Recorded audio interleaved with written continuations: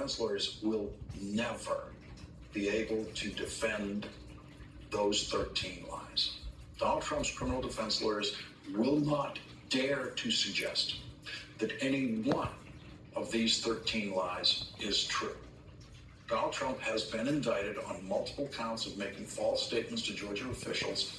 The following 13 lies listed in the indictment amount to only one of those counts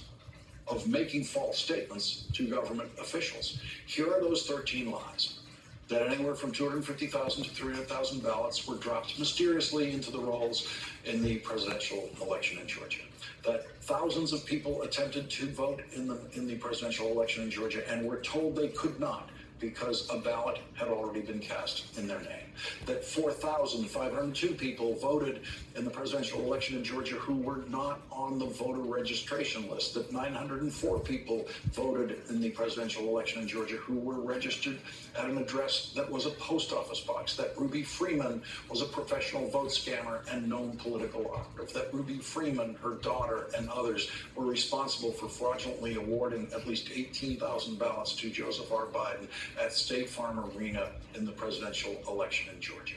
that close to 5,000 dead people voted in the presidential election in Georgia, that 139% of people voted in the presidential election in Detroit, that 200,000 more votes were recorded than the number of people who voted in the presidential election in Pennsylvania, that thousands of dead people voted in the presidential election in Michigan, that Ruby Freeman stuffed the ballot boxes, that hundreds of thousands of ballots had been dumped into Fulton County and another county adjacent to Fulton County in the presidential election in Georgia,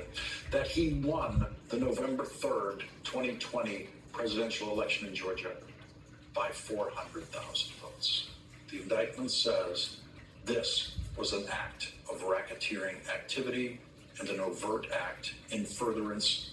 of the conspiracy.